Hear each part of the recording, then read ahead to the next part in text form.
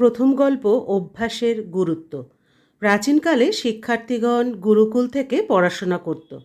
শিশুদের শিক্ষালাভের জন্য গুরুকুলে পাঠানো হতো। শিশুরা গুরুকুলে গুরুর সান্নিধ্যে আশ্রমে দেখাশোনা করত এবং পড়াশোনা করত। বলরামকেও অন্যান্য শিশুদের মতো গুরুকুলে পাঠানো হলো। সেখানে আশ্রমে সে তার সহপাঠীদের সঙ্গে মিশতে শুরু করলো, কিন্তু সে পড়াশোনায় খুবই দুর্বল ছিল।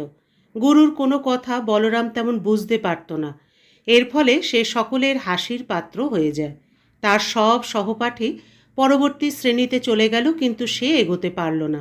গুরুও এক পর্যায়ে হতাশ হয়ে তাকে বললেন, বেটা বলরাম, আমি সব রকম চেষ্টা করে দেখেছি। এখন সবচেয়ে ভালো হবে তুমি এখানে সময় নষ্ট না করে চলে যাও এবং বাড়ির কাজে সাহায্য করো। বলরাম ভাবল হয়তো বিদ্যে তার ভাগ্যে নেই এবং মন খারাপ করে গুরুকুল থেকে রওনা হলো। দুপুরের সময় ছিল। পথে তাকে পিপাসা অনুভব হলো। চারপাশে তাকিয়ে এসে দেখল কিছু মহিলারা কুয়ো থেকে জল তুলছে। সেই কুয়োর কাছে গেল। সেখানে পাথরের ওপর রশির বারবার আসা যাওয়ার কারণে দাগ পড়ে গিয়েছিল। তাই সে মহিলাদের কাছে জানতে চাইল এগুলো কিভাবে দাগ পড়েছে। একজন মহিলা উত্তর দিলেন, বেটা, এগুলো আমরা তৈরি করিনি। রশি বারবার আসা যাওয়ার কারণে শক্ত পাথরের ওপর দাগ পড়ে গেছে।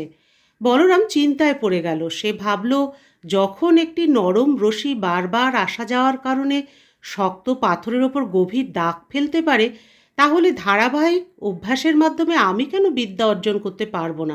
বলরাম উৎসাহের সঙ্গে আবার গুরুকুলে ফিরে এলো। কঠোর পরিশ্রম করতে লাগলো। গুরুও খুশি হয়ে তাকে সম্পূর্ণ সহায়তা করলেন। কিছু বছর পর এই কম বুদ্ধি ছাত্র বলরাম পরবর্তীতে সংস্কৃত ব্যাকরণে একজন মহান পণ্ডিত হয়ে উঠলেন। তিনি লঘু সিদ্ধান্ত কৌমুদী, মধ্য সিদ্ধান্ত কৌমুদী, সার সিদ্ধান্ত কৌমুদী, গীর্বাণ পদমঞ্জরি রচনা করেন।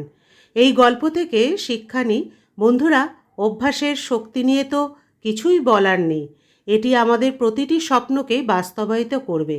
অভ্যাস খুবই জরুরি, সেটা খেলা, পড়াশোনা অথবা অন্য কোনো কাজই হোক না কেন। অভ্যাস ছাড়া আমরা সফল হতে পারবো না। যদি আমরা শুধুমাত্র ভাগ্যের ওপর ভরসা করে বসে থাকি, তাহলে শেষমেশ আমাদেরকে পস্তাতে হবে।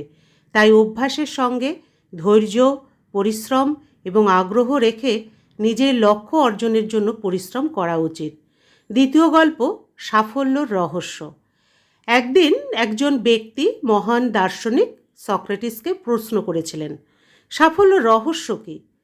সক্রেটিস তাকে বলেছিলেন যে পরদিন সকালে নদীর তীরে তাকে দেখা করতে।